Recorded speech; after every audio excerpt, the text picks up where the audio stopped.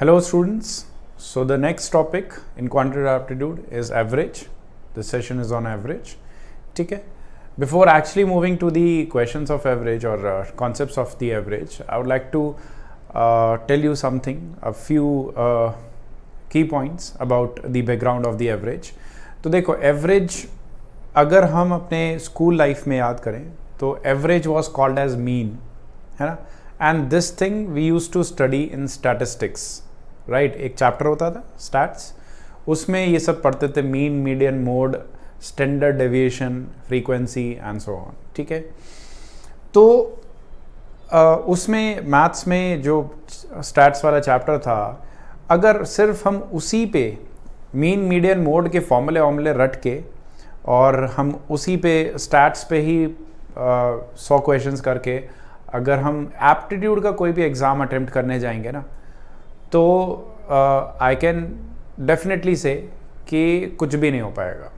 Mean, median, mode is a very little, मतलब rare topic होता है एप्टीट्यूड में. ऐसा नहीं कह रहा हूँ कि mean, median, mode, standard deviation ये सब चीज़ें आती नहीं है एप्टीट्यूड में, आती हैं, बहुत रेयर, बहुत रेयर.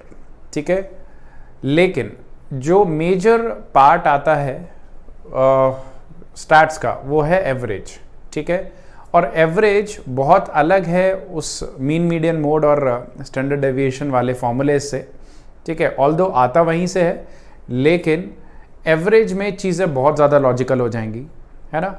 और एप्टीट्यूड में जो भी क्वेश्चन पेपर सेटर्स होते हैं उनको लॉजिकल चीज़ों से ही मतलब होता है. उनको कुछ मतलब नहीं होता कि आपको अगर आप 20 फॉर्मूले रट लो, स्टैट्स पूरा फॉर्मूला बेस्ड है, अगर आप फॉर्मूले रटते जाओ तो आप स्टैटिस्टिक्स के क्वेश्चंस सॉल्व करते जाओगे. लेकिन आप जैसे ही आपको कोई लॉजिकल क्वेश्चन मिलेगा तो आप वहाँ अटक जाओगे.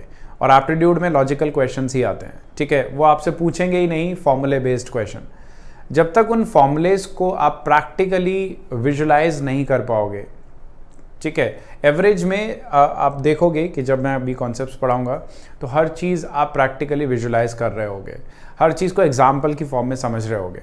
ऐसा नहीं कि बस sigma F I S I और X I divided by sigma F I कर दिया और एवरेज निकल गया. तुम्हें वो जो तुमने फॉर्मूले लगाए हैं ना अपने स्कूल लाइफ में सिग्मा के फॉर्म में, उनका तुम्हें एक्चुअल इंटरप्रिटेशन नहीं पता है. स्टैंडर्ड डेविएशन, मोड, मीडियन, ये सब तुम्हें एक्चुअली नहीं पता है कि होते क्या हैं. ठीक है. तो वो सब हमें जानने भी नहीं है, क्योंकि हम मतलब वो सब जानने हैं प्रैक्टिकली, वो सब हमें थ्योरेटिकली इतना नहीं जानना है. तुम्हें बस थोड़ा सा आइडिया होना चाहिए कि मीन, मीडियन, मोड क्या होते हैं, स्टैंडर्ड डेविएशन क्या होता है और एवरेज. बाकी सारा पार्ट जो है वो एवरेज में है. तो मेजर पार्ट जो है वो एवरेज है.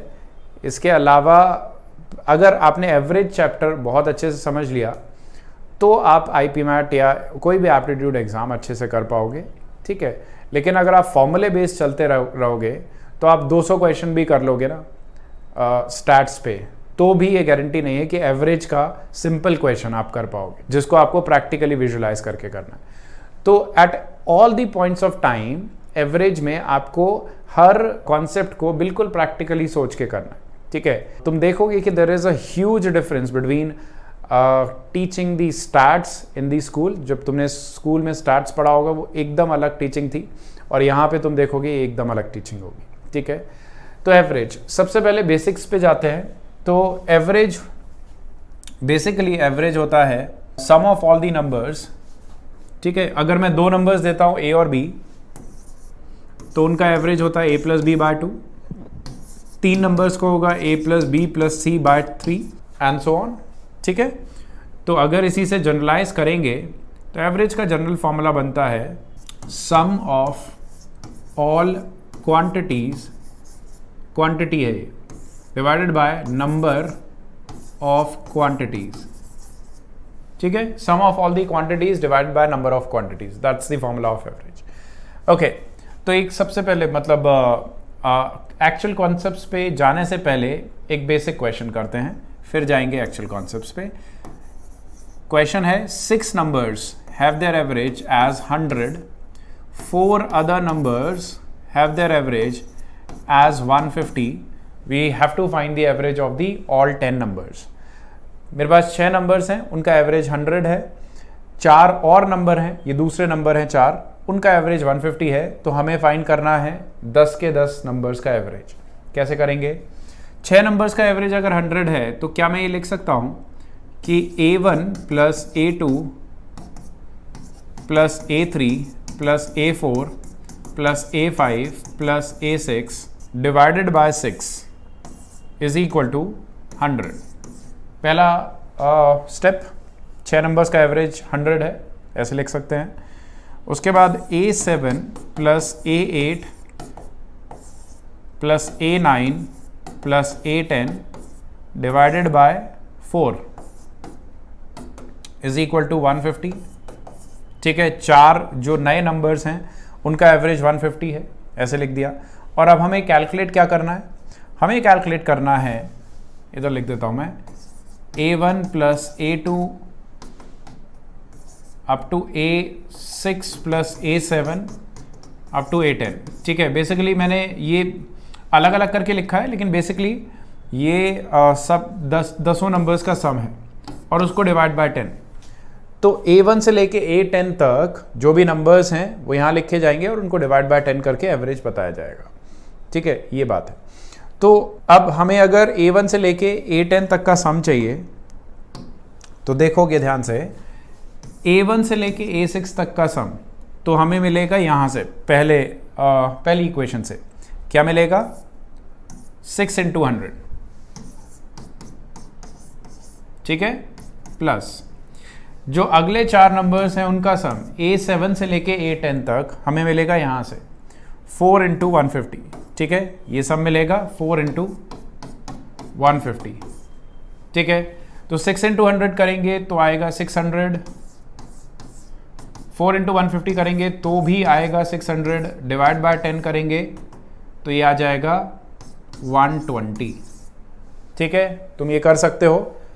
6 numbers have their average as 100, 4 numbers have their average as 150, तो combined average है 120। ठीक है, डन।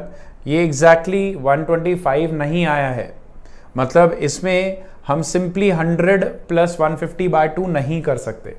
आई होप कि ये समझ आ गया है। ठीक, एक और क्वेश्चन करते हैं। I keep this return.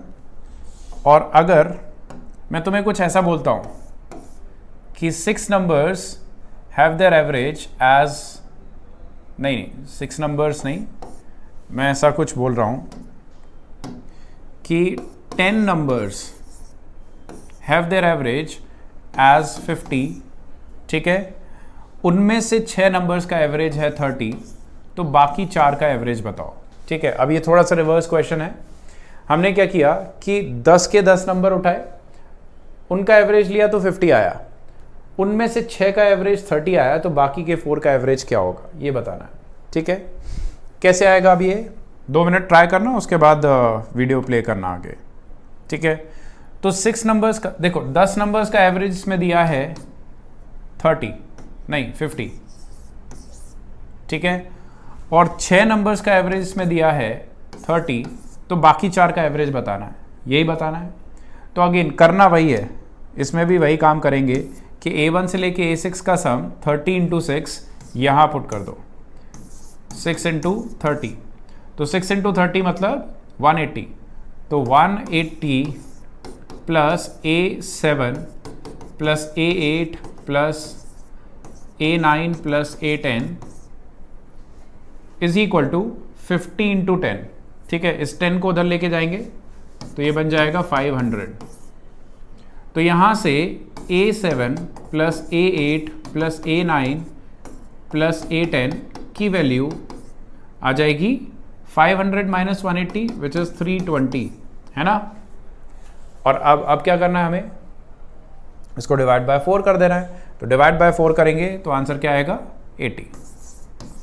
ठीक है, यानी कि अगर 10 नंबर्स का एवरेज 50 है, उसमें से 6 नंबर्स का एवरेज 30 है, तो बाकी 4 का एवरेज आ जाएगा 80।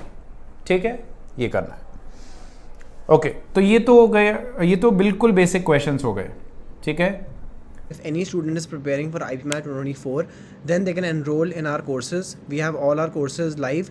You can enroll in our live mentorship course, or you can enroll for our pre-recorded courses. We are taking admissions in our live mentorship course till 12th of April for IPMAT 2024.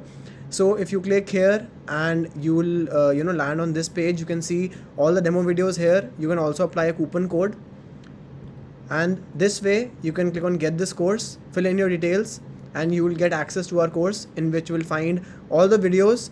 We have pre-recorded videos, and you'll also find the live classes through this tab. So all the live classes that are conducted are uploaded on this tab here. And if you click on content, you will find all the recorded videos. In the recorded video section, you can find Quants, LR Verbal, and you can also find the past year questions. So all these folders are here, and you can watch these videos and also go to the live lectures and prepare for IPMAT 2024.